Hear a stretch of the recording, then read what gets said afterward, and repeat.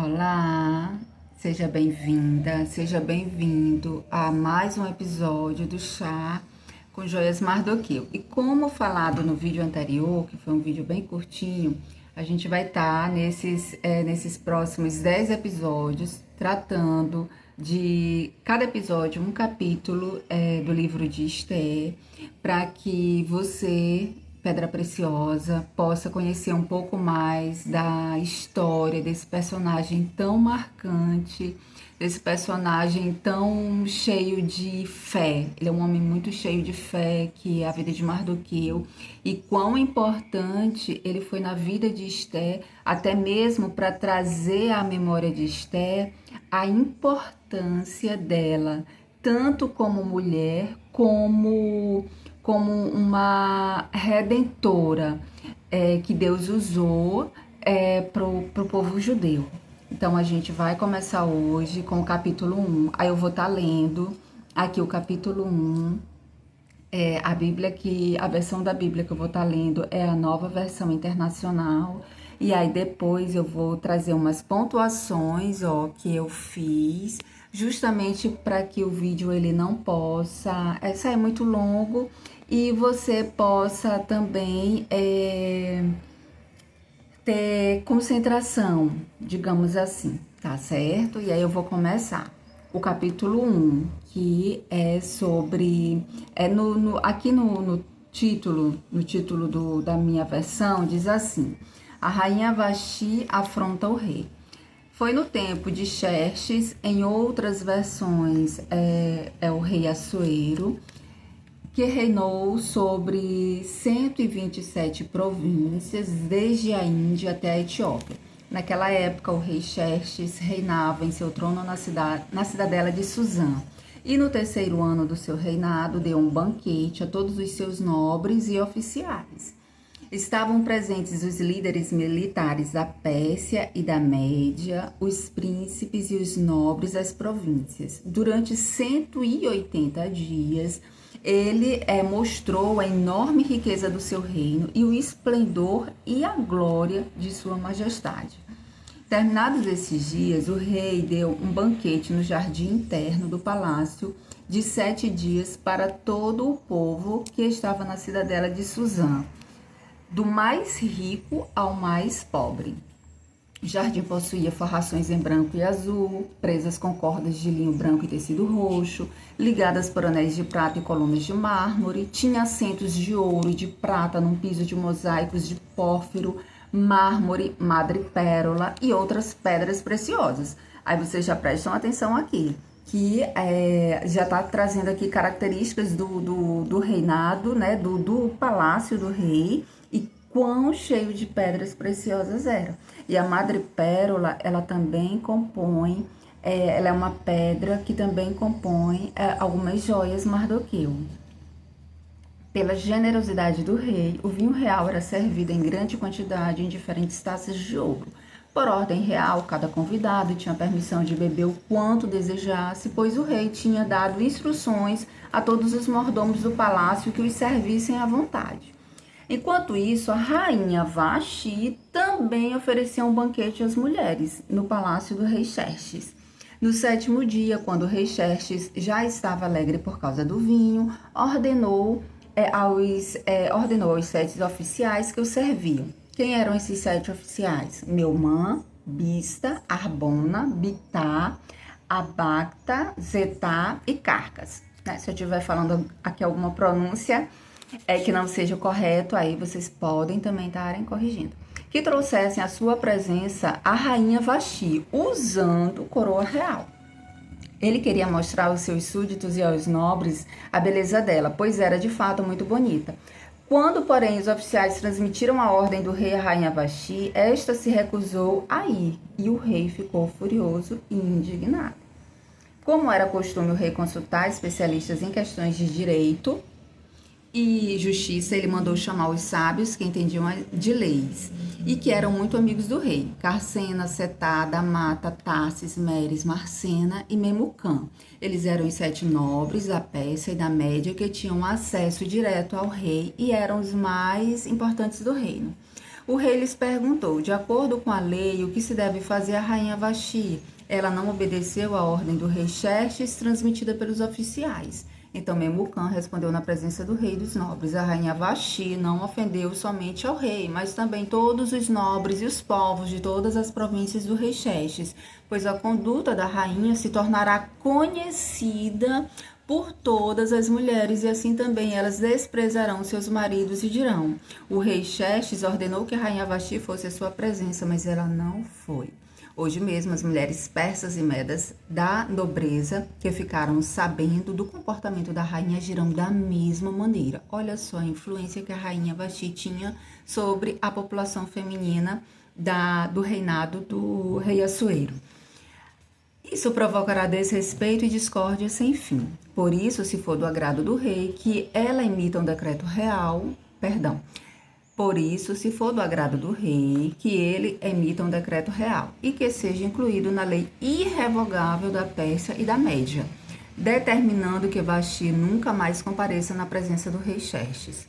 Também dê ao rei a sua posição, também dê o rei a sua posição de rainha a outra que seja melhor do que ela. Assim, quando o decreto real for proclamado em todo o seu imenso domínio, todas as mulheres respeitarão seus maridos, do mais rico ao mais pobre.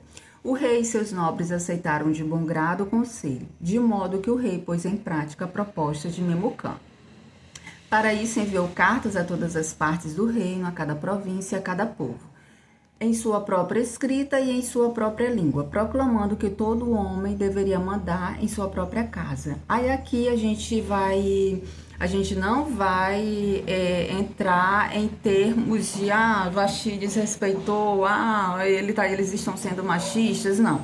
A gente vai tirar as lições que, ao meu ver, elas tocaram a mim, né? E como é que a gente pode associar, claro, ao episódio Chá com Joias Mardoqueu, que esse é o nosso principal intuito, certo? Então, eu vou mostrar aqui, ó, para vocês o que eu escrevi. Aí aqui, em relação a este primeiro capítulo, tem o rei Xerxes, ou Assuero, o tempo de reinado, o tempo de reinado dele que foi que ele reinou, né, o tempo, a região de abrangência, que foram 127 províncias, da Índia até a Etiópia. Aí no terceiro ano do seu reinado, eu fiz aqui um resumo. Deu um banquete a todos os seus nobres oficiais. Aí quem é que estavam presentes nesse evento a ponto dele ficar envergonhado pelo fato da rainha Vasti não ter comparecido à sua presença? Estavam líderes militares da Pérsia, príncipes e nobres das províncias. Então, durante 180 dias, ou seja, 6 meses, o rei Assuero mostrou o seu reinado, as riquezas do seu reino, o esplendor e a glória da sua majestade aos convidados ilustres. Chegando ao fim dos dias de exposição do seu reinado, o rei Assuero deu um banquete que durou 7 dias, que foi justamente nesse período que ele convocou a rainha Vasti. E esse banquete foi direcionado para todo o povo, sendo tanto as pessoas ricas quanto as pessoas pobres, todos participaram. E aí aqui tem aqui, eu botei aqui também a presença aqui, algumas pedras e metais, algumas pedras preciosas e metais são mencionadas e que constituíam o ornamento do reino, tais como o ouro, que aqui mais lá na frente, nos próximos episódios, após esses 10 episódios só sobre Esther, eu vou estar tratando aqui sobre esses elementos químicos que constituem joias, semijoias que tanto amamos, em relação à sua importância como elemento químico. Eu vou estar trazendo aqui para vocês nos próximos episódios. E eu coloquei aqui também, e sobre a decisão de Vasti em não se apresentar diante do rei. Eu coloquei assim como um questionamento para a gente poder estar analisando. O que podemos tirar como lição sobre isso, Pedra Preciosa? Um motivo pelo qual a rainha Vasti não se apresentou naquele momento que ele queria fazer com que todos conhecessem a sua esposa, ela com a coroa real. Olha só a importância que essa mulher tinha no reinado de Assuero, e também, conforme a gente leu, conforme eu li ainda há pouco, eles ficaram tão preocupados em relação às outras mulheres fazerem a mesma coisa que ela fez, e isso significava dizer que ela tinha uma vida atuante com a população feminina ali do reinado de Assuero. E aí eu coloquei aqui, Vasti era uma joia. Isso porque, né? Eu coloquei assim, o que podemos tirar de lição sobre isso? Vasti era uma joia no reinado, ela era rara, valiosa, visível. Mas naquele momento ela não discerniu o peso do lugar que ocupava. Então nós como mulheres, seja mães, seja mulheres empresárias, mulheres que estão servindo em algum ambiente, como filhas, a gente tem que ter esse discernimento da importância daquilo, do peso que nós ocupamos no ambiente que estamos. Então, não se trata apenas de uma recusa, trata de uma oportunidade que não foi reconhecida. Eu não sei se você já passou por um momento em que você tomou uma decisão e você não pesou a consequência daquela decisão e a oportunidade que você estava perdendo ali naquele lugar. Aconteceu comigo, e várias vezes. Então, quando uma joia, né, eu e você, não entende o valor, não entende o seu valor, ou seja, quando eu e você não entendemos o nosso valor no contexto em que nós fomos colocados, ela pode, eu e você, podemos, sem perceber, abrir espaço para outra história ser escrita. Eu acredito que eu imagino que isso possa ter acontecido comigo recentemente, mas é algo que eu posso estar testemunhando para você mais lá na frente. E foi exatamente isso que aconteceu em relação à Rainha Vasti. E a pergunta que fica para mim e para você é: quantas vezes fazemos o mesmo? Quantas vezes, por cansaço, orgulho, incompreensão, tomadas de decisão de forma precipitada, quantas vezes abrimos mão de lugares que Deus nos confiou, que Deus nos colocou, que Deus, unicamente Deus, abriu a porta em algo que a gente não imaginava, não seria capaz de imaginar que Ele abrisse a porta. E aí, achando que estamos apenas, a gente toma decisões, a gente toma atitudes que muitas vezes podem não ser decisões não pensadas, e aí a gente e por também querer nos preservar, a gente acaba abrindo mão de um espaço que Deus nos colocou e dando oportunidade para outras histórias serem escritas, que foi o que aconteceu em relação a Vasti para com a Rainha Esther. Nem toda porta fechada é livramento. Algumas são escolhas que redefinem destinos. Então, nem tudo aquilo que a gente às vezes diz assim, foi livramento, mas pode ser uma escolha que nós fizemos e que a gente pode estar abrindo espaço para uma outra história ser escrita. Entende? Por quê? Porque uma outra história pode estar... vai ter digamos, uma missão naquilo que a gente talvez não tenha enxergado.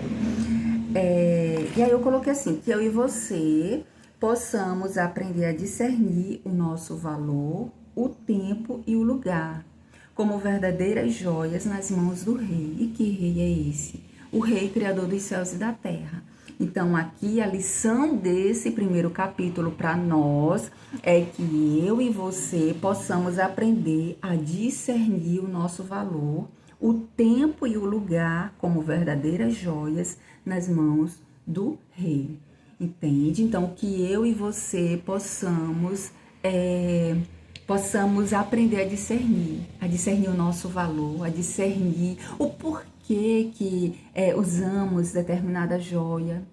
Eu costumo dizer, pedra preciosa, que cada joia que você veste, essa joia ela está contando um pouco da sua história. Ela está contando um pouco daquilo que você acredita. Tá bom? Então, assim, o nosso primeiro episódio, que já vai entrar para os 15 minutos, espero que você tenha assistido, tenha chegado até aqui. Vão ser episódios os próximos vão ser episódios que tocarão no meu coração novamente, e eu desejo, do fundo do coração, que também toque no seu. tá certo? Então, até a próxima. E depois eu falo dessa joia, um colar em prata e com formato de flor todo em zircônias. Então, a gente vai depois falar sobre essas pedras, sobre esses metais mais lá na frente. E que você possa discernir o seu tempo, discernir o seu lugar, discernir o valor que você tem, o valor que você tem no seu ambiente, na sua família, em todo e qualquer lugar em que você se encontrar, temos o valor, temos uma missão ali onde Deus nos colocou. Tá bom? Então até a próxima.